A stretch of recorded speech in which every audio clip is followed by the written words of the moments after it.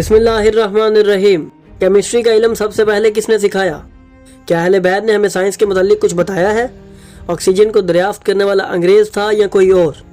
کیا پانی سے آگ لگائی جا سکتی ہے؟ تو ناظرین، اگر آپ بھی ان سوالوں کے جواب جاننا چاہتے ہیں تو جڑے رہیے ہمارے ساتھ اس ویڈیو میں۔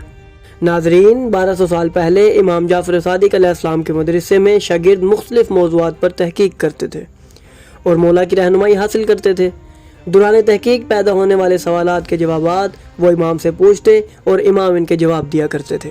یہاں دینی تعلیم کے علاوہ علم فلکیات، حیاتیات، علم طب اور دیگر سینکڑوں علوم کی تعلیم دی جاتی تھی۔ یہ وہی جگہ تھی جہاں دنیا بھر سے لوگ سیکھنے آتے اور ایسا علم و ہنر حاصل کرتے کہ جس کی نظیر کہیں نہیں ملتی۔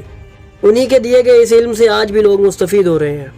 ناظرین، جیسا کہ آپ کے سامنے ہے کہ آج بھی اہل مغرب جن علوم میں مہارت حاصل کر کے دنیا میں اپنا نام بنا رہے ہیں، ان علوم کی ابتدا امام جعفر صادق علیہ السلام سے ہوئی، جو اپنی جد کی دستار و علم کے وارث ہیں۔ جیسا کہ امام محمد باقر علیہ السلام کا فرمان اقدس ہے کہ اس دنیا میں جہاں کہیں بھی صحیح علم پایا جائے گا وہ ہم اہل بیت کے ذریعے ہی پہنچا ہوگا۔ ناظرین، اس فرمان کی حقیقت ہمیں تب سمجھ آتی ہے جب ہم دیکھتے ہیں کہ اس دور میں جب نہ بجلی کا تصور تھا اور نہ ہی بڑی بڑی مشینوں کا، اس وقت بھی ایسی ہستیاں موجود تھیں جو عوام کو بتاتی تھیں کہ پانی سے چراغ کیسے روشن کیے جائیں۔ آج ہم اہل بیت کے عطا کردہ انہی علوم کا کچھ حصہ آپ تک پہنچائیں گے۔ آج ہم بات کرنے والے ہیں علم کیمیا کی، جسے دنیا کیمسٹری کے نام سے جانتی ہے۔ ناظرین، ہم سمجھتے ہیں کہ اسے 100 سال قبل کسی انگریز نے ایجاد کیا ہوگا یا 300 سال قبل کسی یورپی محقق نے دنیا کے سامنے رکھا ہوگا، مگر ایسا نہیں ہے۔ یہ علم بھی باب مدینہ العلم ہی سے شروع ہوا۔ ناظرین، وہ شخص جسے علم کیمیا کا باپ کہا جاتا ہے، یعنی جابر بن حیان، اس نے اپنی ساری زندگی امام جعفر صادق علیہ السلام کی خدمت میں گزاری۔ انہوں نے کیمسٹری اور اس جیسے دیگر علوم پر 30 سے زیادہ کتابیں اور رسالے بھی تحریر کیے جنہیں ہم بلا چکے ہیں۔ مگر ناظرین، جیسا کہ ہم بتا چکے ہیں کہ آج بھی اہل مغرب ان کتابوں سے فائدہ حاصل کر رہے ہیں اور نئی نئی ایجادات بھی کر رہے ہیں، جبکہ مسلمان اپنی عیش و عشرت اور دنیاوی خواہشوں کے سبب ان کتابوں کو فراموش کر چکے ہیں، اور ان کی انہی غفلتوں کی وجہ سے وہ نایاب اسلامی کتابیں اس وقت یورپ و امریکہ کی لائبریریوں کی زینت بنی ہوئی ہیں۔ مگر وہ علم کے موتی کتابیں اپنے آبا کی، جو دیکھیں ان کو یورپ میں تو دل ہوتا ہے سی پارا۔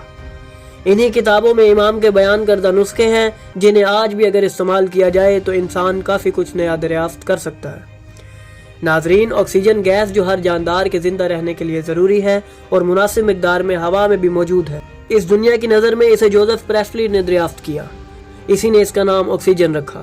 مگر جب ہم ان گمشدہ کتابوں کی طرف توجہ دیتے ہیں تو ہمیں نظر آتا ہے کہ 1200 سال پہلے امام جعفر صادق علیہ السلام اس بارے میں مخلوق کو آگاہ کر گئے تھے۔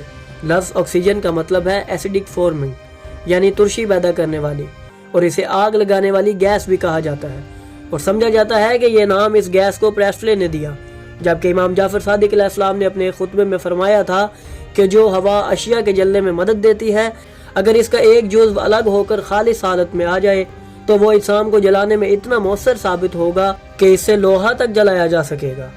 اور آج ہم جانتے ہیں کہ آکسیجن آگ لگانے کے لیے نہایت مؤثر شے ہے، اور اگر لوہے کے ایک ٹکڑے کو گرم کیا جائے یہاں تک کہ وہ سرخ ہو جائے، پھر اسے مائع آکسیجن میں فتیلے کی مانند ڈال دیا جائے تو اس سے کافی حد تک روشنی پیدا کی جا سکتی ہے۔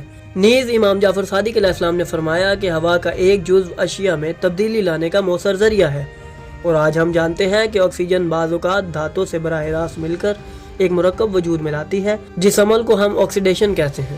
ناظرین، یہ حقائق ان کتب کی حد تک محفوظ ہیں جو امام نے اپنے شاگردوں کو لکھوائی تھی، اور آج دوسری اقوام ان سے استفادہ حاصل کر رہی ہے، جبکہ اردو کتب میں ان باتوں کا وجود بہت ہی کم نظر آتا ہے۔ اگر ان کتب کے ترجمے ہو جائیں جو جابر بن حیان، مفضل ابن عمر اور بو علی سینا نے لکھی تھی تو یقیناً مسلمانوں کے پاس اتنا علوم کا ذخیرہ آ جائے گا کہ وہ اپنا کھویا ہوا جاہ و حشم حاصل کر سکیں گے۔ آخر میں ہم آپ کو امام محمد باقر علیہ السلام کا فرمان سناتے ہیں، جس میں ارشاد ہے، پانی جو آگ کو بجھانے میں کارآمد ہے، علم کے ذریعے اس سے آگ بھی لگائی جا سکتی ہے۔ تو ناظرین، ہم آنے والی ویڈیوز میں اس فرمان کی بھی وضاحت کریں گے اور مزید اس طرح کے چھپے ہوئے حقائق پیش کرتے رہیں گے۔ تو اگر آپ بھی اس سے مستفید ہونا چاہتے ہیں تو ہماری ویڈیوز کو لائک کریں، ہمارے چینل کو سبسکرائب کریں اور بیل آئیکن کو بھی دبا دیں تاکہ آپ کو ہماری آنے والی ویڈیوز ملتی رہیں۔